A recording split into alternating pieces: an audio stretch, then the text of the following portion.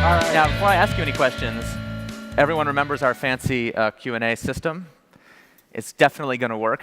No storm can stop us from getting questions from the audience. They're going to put the URL up on the screen on your mobile device. You can ask questions, and they will get beamed to me magically using the power of the internet. All right. It's pretty cool, huh? Pretty cool. Yeah, exactly. So, I was being kind of facetious with the introduction about the asshole rule and all that stuff, but maybe you could just give the audience a little bit of sense of kind of your background. How did you come to be researching these kind of topics and get into management theory? Well, what's that line, life happens while you make other plans? We learned a lot about that today. So I was a psychology major for 10 years, and then I thought I was going to be a business school professor. And the reason I thought I was going to be a business school professor was 10 business schools interviewed me. But my then girlfriend, now wife, got a job at a San Francisco law firm and said, gee, I hope that you can get a job in the Bay Area. This was not, I will follow you anywhere. And this is true. I applied to almost every school in the Bay. I applied to almost every community college. I applied to San Francisco State. They all rejected me. And then this job from Stanford came up at the last minute, and I applied, and 3 weeks later, I was an engineering professor with no training in engineering. 31 years, they still haven't fired me. I didn't understand it. But, and what I've done since then, I suppose, is I started doing the traditional academic thing of doing research on organizational decline and death, leadership, various topics, and then... as one does. As one does. Well, otherwise you get fired at Stanford, by the way, to be clear. It is publish or perish. And then after I became a full professor and was basically unfireable, I started selling my soul to industry and doing more applied stuff. That's the short story. Got it. And we were talking ahead of time about what we want to talk about this audience, and you helpfully provided this suggestion, which is, why should a bunch of entrepreneurs listen to some ivory tower academic, who spent 30 years, doesn't know anything about entrepreneurship? I thought that was a good question. Maybe ask that. Yeah. I kind of wonder that myself. Yeah. And those of you who have said that in my Amazon reviews, you do have a point. Do not read your Amazon review. That has a bad No, the one-star reviews. Yeah. Anyways, so, but I mean, to take that somewhat seriously, I think the thing that somebody like me brings, or my colleague Huggy Rao brings, is that we actually do read and conduct peer-reviewed research. So we have a sense of what works and what doesn't. But to tell tales on myself when I was a young professor and to attack some of my colleagues, if you have done a bunch of studies in a controlled environment and shown that things happen but have no idea how the real world works, you are doing a disservice to yourself and everybody else by thinking that that little world you imagine, for example, where incentives explain 100% of human behavior. Right. There are some people, some economists who've won Nobel Prizes who believe that, by the way, that you really are doing a disservice to yourself if you are not involved in the real world. So for the last few books I've written in particular, we try to do two things. One is to go through peer-reviewed literature, and the other one is, and this is a good thing about knowing people like you and other people who have a real work experience, is we keep trying to show what we've done to people who actually are in the real world and say, does this make any sense? Yeah, does it match your experience? Can you understand this? And gee, maybe could you figure out how to use it? So that's one reason it took us so long to write Scaling Up Excellence, is we kept showing things to our various friends at different companies, and they kept saying, this doesn't make any sense, could you show us something else? So it was, I guess that's, what is it, user-centered design, but it's kind of very good.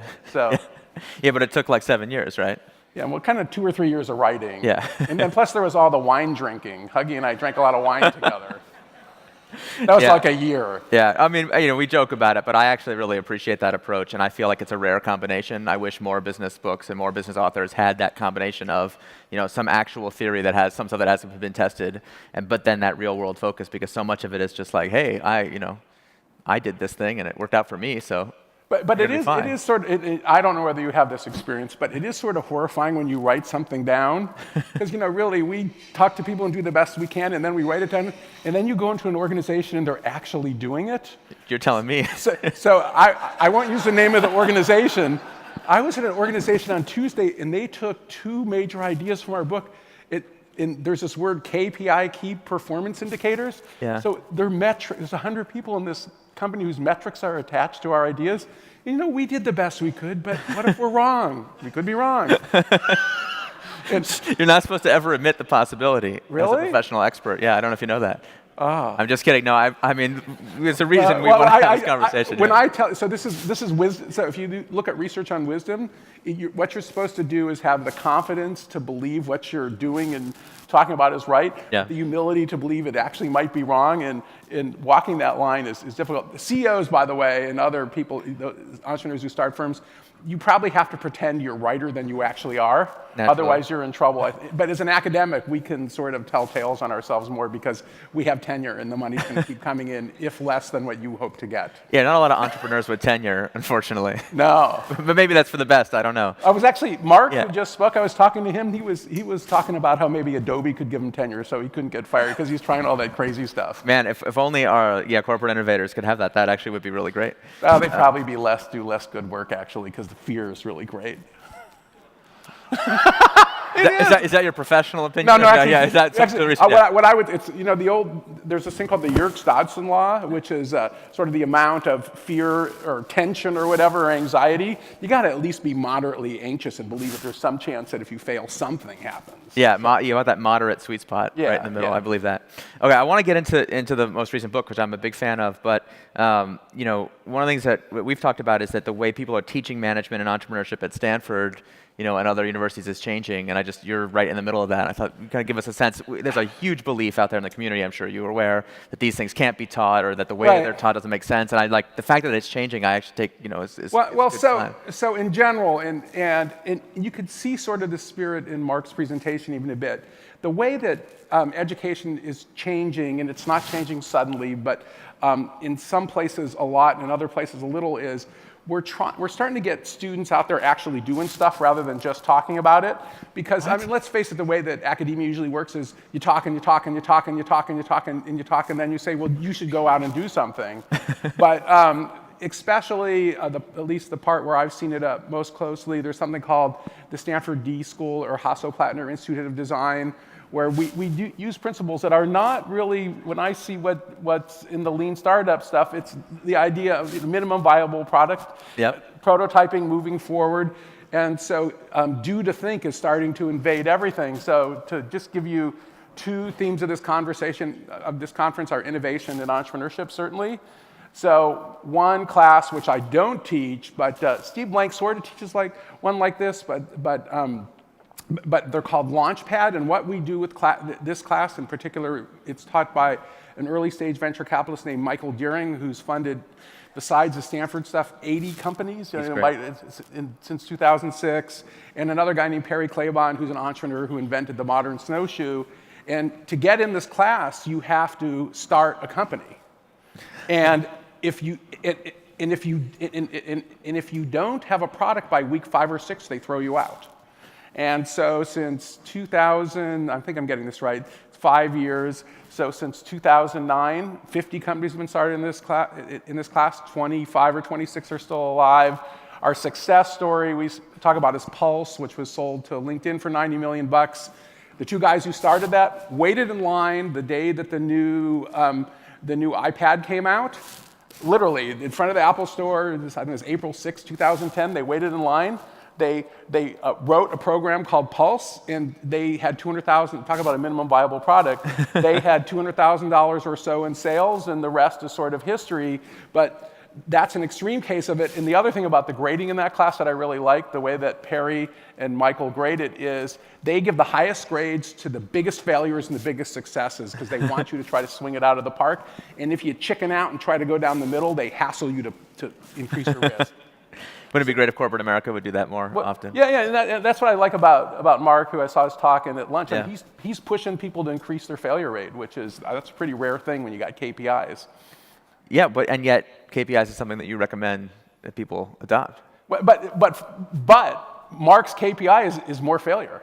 Right. So how do you get? So one of the themes that we have talked about a lot the last few days is you have companies, they can do these incubators, they can incubate a new thing, or they can say, hey, we're going to try a different KPI here. But what's your experience? What do you think is the way that we get the whole organization to say, failure, that could be that could be acceptable KPI. There's a right level of risk to take instead of having everything overweighted all the way to the super conservative. Well, I kind of have two answers to that one.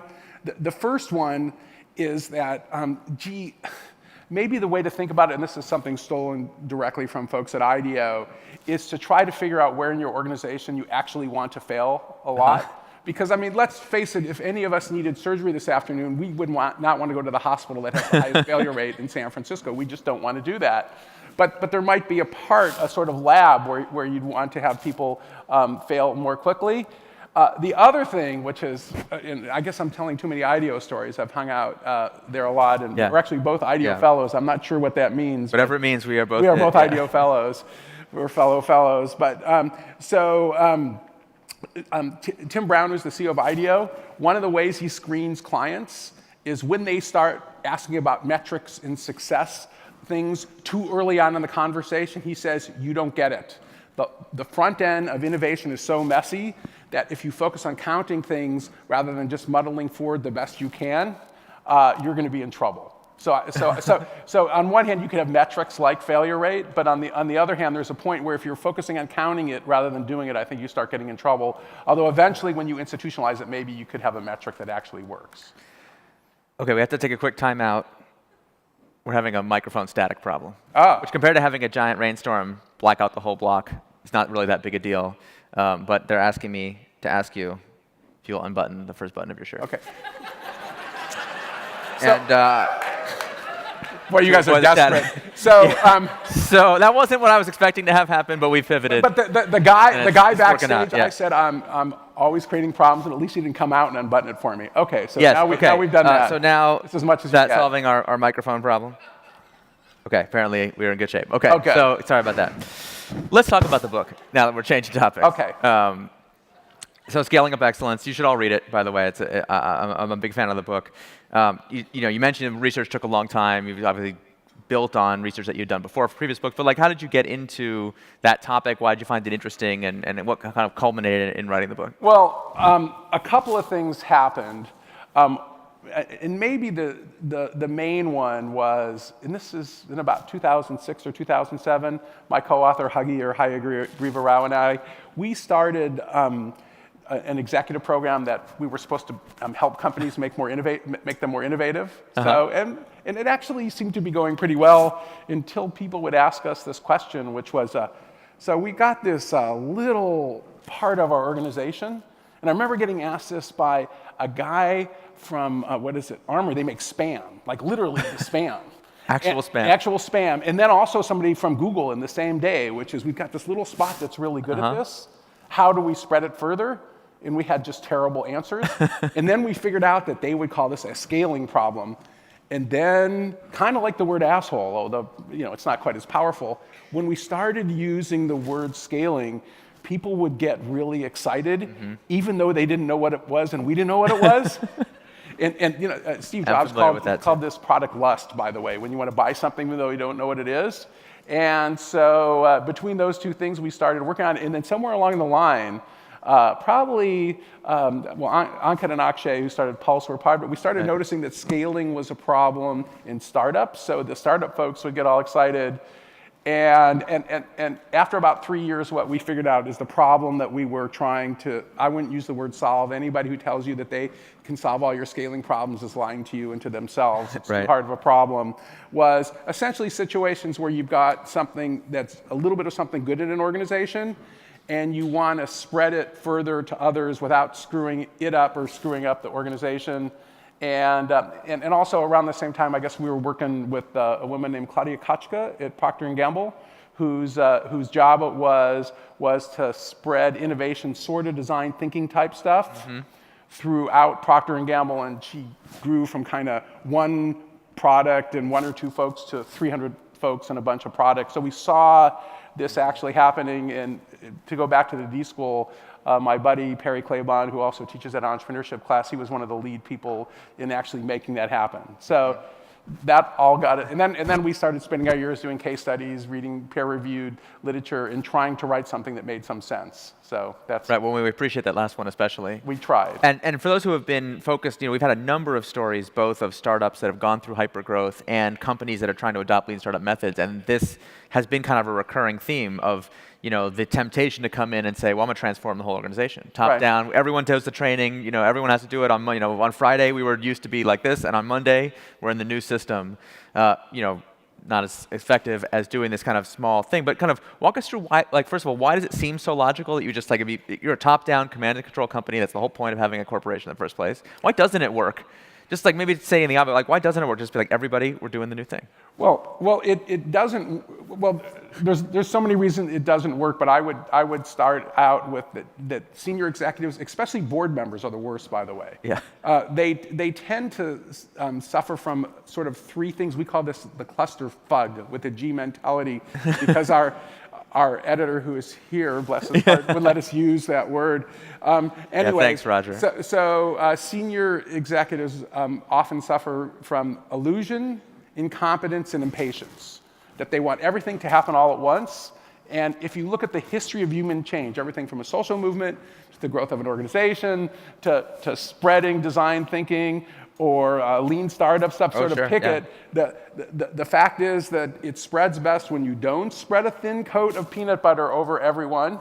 What you do is you start and you get a little pocket of excellence cooking, and then you spread it as fast as you possibly can without screwing it up. Well, without screwing it up too much, things almost always go wrong. and in the world of startups, some of the more interesting ones that we were fairly close to, Facebook would be an example. It looks like Facebook, especially sort of pre-IPO, was scaling like crazy in terms of how fast they were adding users. But the degree to which they would hit the brakes, especially on maintaining their culture, was unbelievable. So, and many of us probably know that Facebook, when you're a new engineer or other technical person brought in, even though they've been under extreme pressure to grow, that they still spend 6 weeks essentially brainwashing you in the move fast and break things mindset before they figure out what job you're actually going to move into. So this idea that it actually takes a while, and if you want to know how not to do it, and I'll probably get in trouble with this, TSA, you all know TSA, the people who screen us? Yep. A few years back, it's about 2008, I think, they spent so much money that what they did was they spent, all 54,000 of the people who screen us, they trained them each for 4 hours in empathy, so they'd be more empathetic to our emotions. And then every single one, and they were very excited about how the impact this was going to have, and they sent them out there with no follow-up or support or incentives. So to me, that's the classic way not to do it. Now, a kickoff conference or something can work, but you darn well better move and start doing something that's intense and actually work, because otherwise things are going to go away very quickly. Well, that's certainly been my experience too. But I want to really go into that impatience thing, because I think going slow to go fast, that's obviously one of the big lessons from your book, and we see that a lot. People are impatient to be doing things and be in activity, and so we often have the problem, think about Lean Startup. People are impatient to do the big fancy launch and be the Super Bowl ad, and you're like, well, shouldn't we probably test to make sure that they're building the right product? Well, that would take too long. It's like I say, we have unlimited, plenty of time and money to do the wrong thing big, but we don't have time to test to see if we're doing the right thing in the first place. So we see that internally in organizations, as you're talking about. So a lot of people who are in the audience right now are going to have this problem. They're going to be talking to an executive or a VC or boss who wants to go faster, who wants to do the big bang thing. What are techniques for convincing them? You don't want to just be like, oh, I heard this Stanford professor, he said. Well, sometimes the worst thing is when they notice you and want you to do it, and they want, whether you're a lab with a product and they want to just spread it all over. So the first thing is, sometimes you got to hide. You really do. And one of the best techniques that I ever heard of, I actually heard this from a guy who was head of R&D at 3M for over a decade.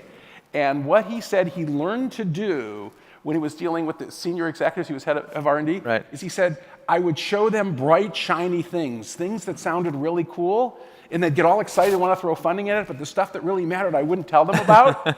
And I would sort of keep it as a submarine product or project. And then when it really got going, then I would surface when it was in a condition where they could scale it up or spread it or get out the product. So those are some of the things that happen. The other thing is there are, not to badmouth senior executives too much, there are some senior executives who are smart enough to sort of protect things and to sort of leave them alone. But you know, and I think this year from the scaling book, I've spent too much time talking to CEOs. Yeah. And the degree to which organizations function as sort of these organisms that protect not necessarily competent people at the top from their own incompetence is unbelievable, because sometimes there's just these natural processes that stop it from happening. And a lot of it is just you sort of assessing the political environment, which is that who do I show it to, who do I show it to, and when do I show it to them, is a lot of understanding your context. But it is interesting trying to talk people into slowing down. Jeff Pfeffer calls this spending money as a substitute for thinking, and especially now where there's probably too much venture capital money around, we're seeing a lot of that. Really? Yeah. I'm sorry, I'm getting overwhelmed with the questions that are coming. So keep them coming, and I want to also more of a book, but people want clarification on a number of things. We can talk about anything. No, this is good. This is good. I like this one a lot. The question is, okay, they didn't say this, professor, but I think it's implicit in the question. Okay. You say that you first need to make sure you have something excellent before going to scale it. But excellence could be very subjective. How do you know that you are ready to scale something up? And my favorite part of the question, any easy rule on that? Well, so excellence or effectiveness has to be contextually defined. And so, I mean, just for example, if excellence for you might be cutting cost by losing a little bit of quality, this is what beer companies do all the time, by the way. I don't necessarily agree with it. InBev, which I gave a scaling talk to, some of their beers to me don't taste as good as they used to, but they're selling like crazy and they're real efficient. For them, that's excellent. So you got to ask the questions: effectiveness at what? Effectiveness for whom? There are some contexts where it's more clear than others. Let's take mortality rates or infection rates in hospitals. Those are, I think, pretty good metrics that everybody would agree with. Standardized test scores are a little bit more controversial. So to me, you actually have to understand the context you're in to define what is excellence. And I think that we tried to cheat in our book and to pick contexts where I think there was a lot of social agreement about what excellence is. But yes, when there's an outcome, there's always going to be disagreement about what is good versus what is bad, and the question of defining what's effectiveness. I mean, who knows? The one thing we do know, if we pick stock price, which economists like the best, is we do know that whatever companies are on the Fortune 500 now, and therefore are all valued perfectly, if you believe in perfect information, of course, we do know that half of them will be gone, I don't know, 7 or 8 years. I mean, at least off the Fortune 500. Right, so what do we do So about it's hard to do. But so you actually have to have expertise in what you're doing and power to actually spread it. That's the best I can do. Okay, so if somebody in the organization is claiming, look, we've got a huge success here in our team, and we want to scale this up, you don't want to take their word for it. You can imagine you're in the role of that kind of senior leader. What are the questions you would ask to say, how do I know that this is really ready? Versus they're just, proud of, they tied their shoes. Well, I have to go back to contextualize business knowledge, but there are sometimes, the way that there's a great line, Jimmy Buffett line, some of you are old enough to remember Jimmy Buffett, some things in life are a mystery to me and other things are much too clear. And I think it's good to start with the things that are much too clear. And in a good example that I'll go to sort of the IT sort of rollout sense, Kaiser Permanente, this is about 8 or 10 years ago, after spending billions and about 10 years of doing bad sort of IT rollouts to have a patient information system that worked for everybody, including patients. Right. The way that they did it was they finally got one in Hawaii that actually really, really worked. And all the numbers were, it was more efficient, it was costing less money, the patients were happier, so they used multiple metrics. And then what they did was they got that one humming and they spread it to the next region, the next region, the next region. To me, that's a sign where it's much too clear. So at least start with the things that are much too clear. Got it. But there's a certain amount of religion associated with all effectiveness. Design thinking tends to be the religion I'm associated with. You got your own religion. I mean, it used to be the total quality management stuff. And all that stuff, to some extent, goodness is defined locally. And I like your religion, but it does require a little bit of faith. Yeah, thank you. I can tell you there's not a month that goes by that I don't get a phone call from someone asking me to excommunicate somebody else from the lean startup movement. Because they're not pure enough. Yeah, that this person wrote a blog post that's unacceptable, or did you know that so is teaching a new thing and it's not it's not consistent. You need to make them stop. This is the definition of success, by the way, when they think everybody's stealing and ruining your ideas. I love it. I know, it's great. Please continue to do that as much as possible. That's an effective. Yeah, I'm like, it's not a religion. I don't have the power to excommunicate. So I don't know what it is that you want me to do precisely. So one of my favorite lessons from the book, it's something I totally agree with, but maybe you can explain. It's very simple. Big teams suck. First, why do we keep making big teams? What? And why are they so bad? Well, obviously, as organizations grow, there's this temptation. You're throwing in more and more people, and the temptation is to kind of keep everybody in the room, because after all, when there was just 4 or 5 of you around the table, all of a sudden there's 15 or 20, and it worked great when there was 4 or 5 of us, and it's our company. Well, so if you look at the research on team size, let's take 2 numbers, 4, 5, and 11. Essentially, if you look at performance, the performance of a team that has 11 or 12 people has gone down exponentially from just massively, probably 2/3 compared to a 5 or 4 person team. Because what the research shows is that when that happens, people spend more time coordinating and less time doing the work. And the other thing that happens is, just think of going to dinner, and you're probably having dinners that will violate this rule tonight. If you're trying to keep track of conversations with 10 other people, you can't keep track of their moods and everything, so the interpersonal relationships degenerate. And there's a great example of this, to use a military analogy. At the beginning of World War II, the US Marines decided that they would make combat teams that had 12 people in them, and they sent them off to fight. And the mortality rate went way up and morale went way down. And if you look at most militaries throughout the world, the standard fire team is 4 or 5 people. People will ask, the next question people tend to ask is, well, what about span of control? Doesn't that mean that if we have 4 or 5 person teams, we have a bazillion levels? I guess I'm doing the thing again. Yeah. Anyways, so there are a couple ways to deal with it.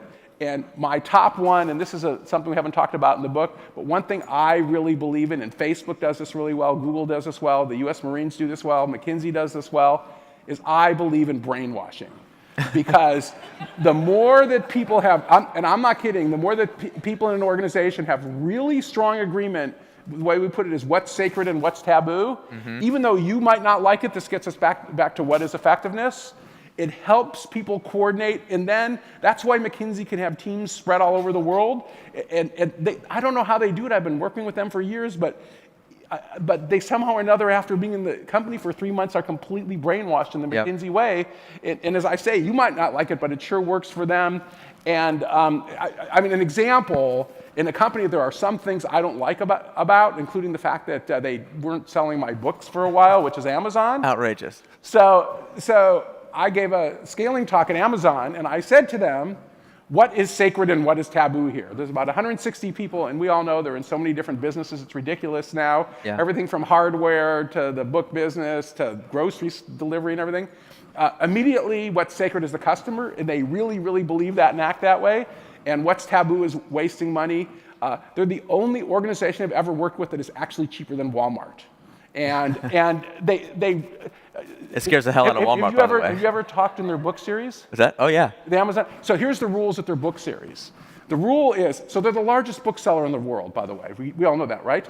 So about 160 people attended my talk. 20 were given away in a raffle, and our publisher had to pay for the 20. They wouldn't even pay for the 20 books. For their own employees. For their own employees. I remember that. And too. God knows they wouldn't pay us, right? We had to pay our own expenses. Are you kidding? Yeah, absolutely. But we're both dumb enough to go up there. And but if you look at it, it's like I didn't like the fact that they wouldn't pay for the books, but I did like the fact that they actually knew who they were and who they weren't. So yeah. I know that from teams to brainwashing is a long way, but as your organization gets larger and more distributed, it turns out that that does enable you to have some coordination and some control because it's all in their brains.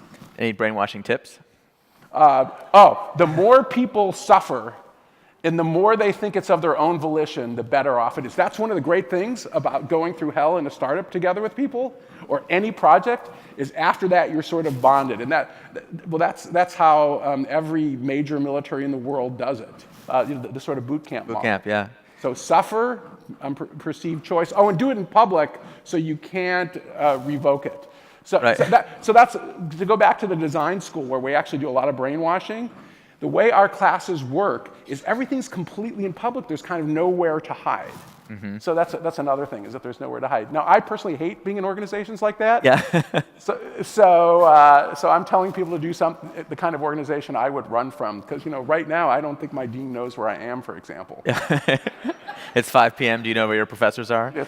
All right, Sure, she doesn't know. Bring in some more questions. Keep them coming, and we got the URL. Will come back on the screen, I'm sure. Let's see. So there's a lot of questions that are coming in about, okay, let's say that we imagine that lean startup is excellent. Since I think in this room, so it's useful. Yeah. Useful. Yeah, well, thank you. I appreciate that. That's a step up from excellent for me. So okay, how would you either have you seen or how would you kind of go about scaling up something like lean startup in an enterprise? Imagine a traditional company that doesn't operate this way, that doesn't have a background in design thinking. It's a new idea. A lot of people trying that challenge now, or even people who have a startup that's going through hyper growth.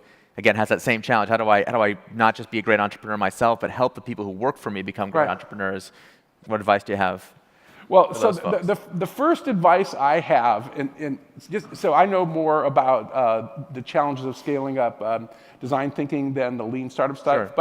but it's really a disease. So your goal should be to train people to actually do it, not to talk about it. So there's this one unnamed company, this very successful company. They've got a lot of the money, the people in this room.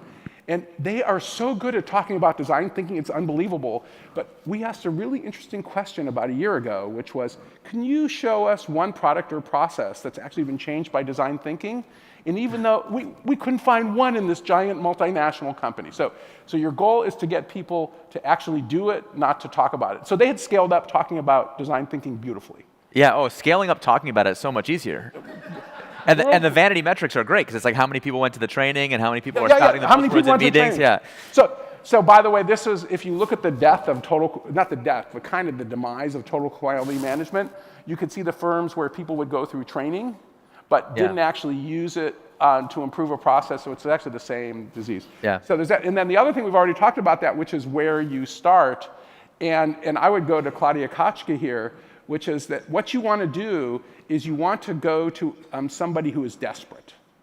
Because that's Claudia, this is what Claudia did at Procter & Gamble. She actually did it with Mr. Clean, which used to be called Liquids or something. And they were so desperate that they actually needed some help. So that's one to do. Or you go somewhere where there's so much power, people are forced to do it. But the problem with that is people don't have perceived choice. And I would go back to the notion that's really important, and Eric and I, we've said this so many ways, it's ridiculous, but you start and you do something really excellent, and then once you get the people humming, what you do is you have them help you spread it. Yeah. So you don't just have the consultants flood in, what you do is you have the people who are doing it well, then infect their peers. Yeah, so I don't know if that it link vibes started me out. totally. I mean, in a number of the companies where we've done these transformations, we'll have some initial teams. There'll be high skepticism. I don't know if anyone came and saw the diesel engine session we did yesterday at GE. It's an example of a single project that nobody thought could use lean startup. It seemed totally ridiculous. We have success with it.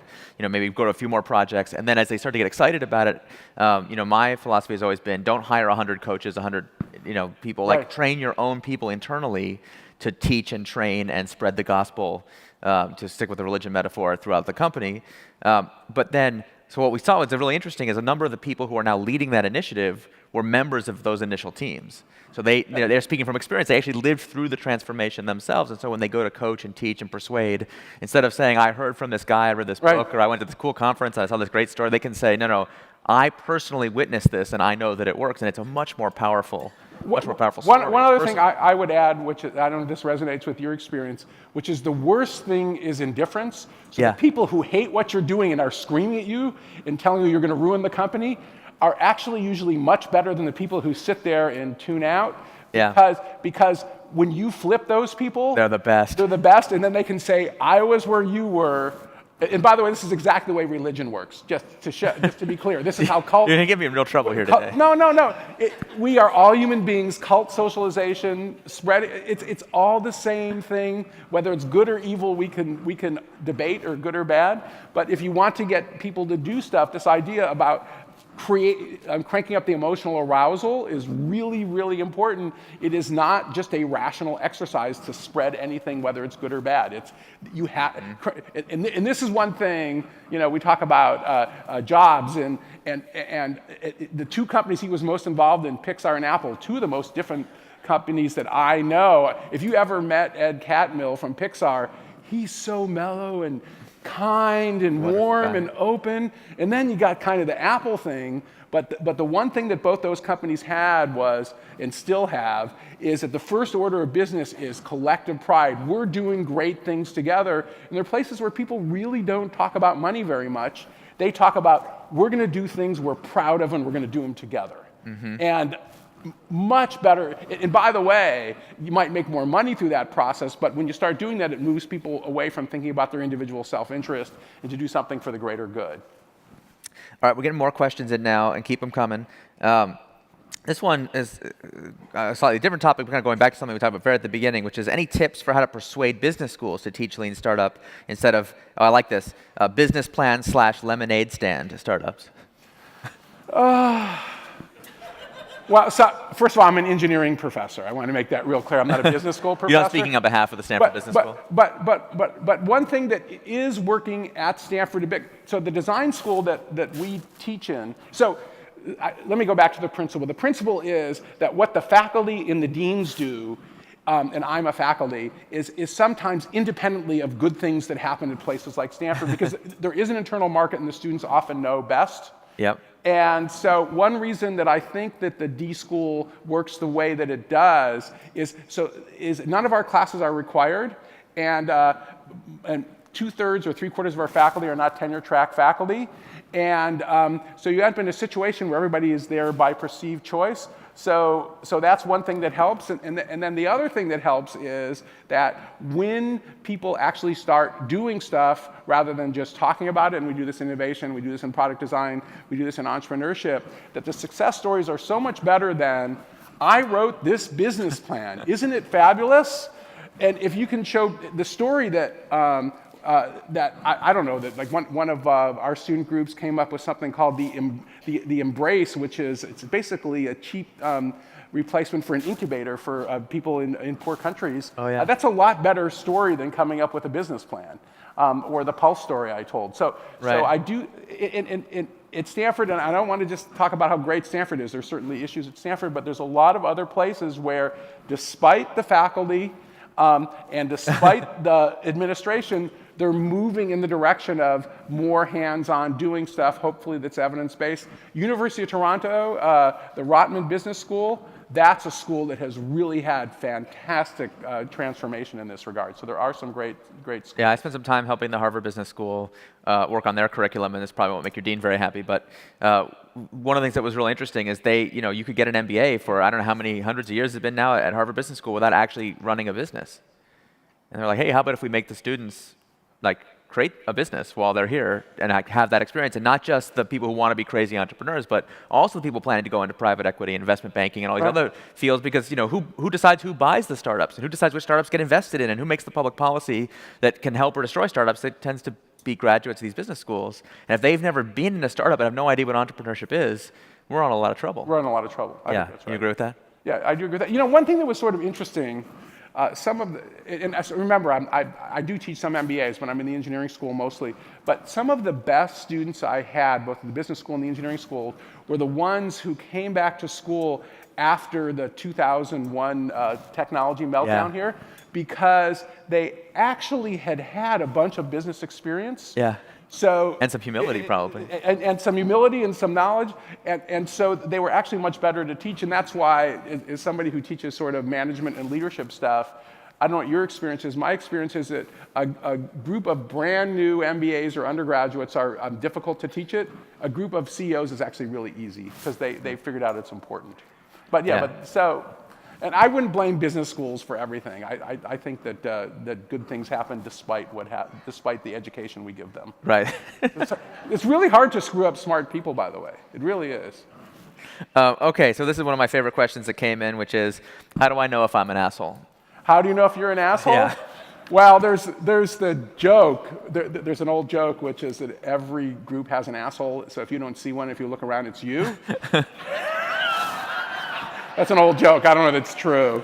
That's not peer reviewed? What? That joke That isn't peer reviewed. I think that made it through the joke screening on one of those late night TV shows. But that's a certain kind of peer review. But from our perspective, if you first of all, you're going to be the last to know. There's a whole bunch of evidence that overbearing people are especially unaware of how they're coming across. There's more sort of subtle assholes, but there are certain tests to figure out whether you leave people demeaned and de-energized. In one of the first ones I always use is when you walk into the room, do people shut up? Do they look like they stop having fun? And do they parse their words so carefully that they're afraid that they're gonna screw up? And to me, those are some of the signs. The other way, which to me is the best way to find out, because we make this distinction, or I guess since I wrote this book myself, I can blame myself, between a temporary and a certified asshole. If anybody in this room has never been an asshole once in their life, please come talk to me immediately, because I've never met such a person. But I think we're talking about the certified assholes. Yeah. And having somebody like Scott Rudin, did you see? Scott Rudin just sort of came clean about him saying racist stuff about Obama that just happened about 2 hours ago. He's one of our star assholes. This guy, these are just facts from the Wall Street Journal. The Wall Street Journal claimed that he went through 250 assistants in 5 years. Do the math, that's one a week. And he disagreed. He said he only went through 150, but that didn't include the ones who lasted less than a month. He's kind of an amazing person. So that's another metric, which is if your assistant is always leaving you, that might be another metric. But the best thing you can have, and I've got my wife and I've got my friend Steve Barley, we're at Wrap Up, who to have people who can pull you aside and tell you the truth and say, Bob, you are acting like a jerk. Yeah. That's what we all need in life, is we need that person who can tell us the truth. So awesome. we're at Wrap Up. All right, yeah, we're going to have to leave it there. We could go for another hour, but Bob, thank you very much for coming and sharing your wisdom with us, and I really appreciate you being here. It's always a delight to talk with you. Yeah, thanks a lot. Appreciate it. Thanks, everybody. Thanks, you.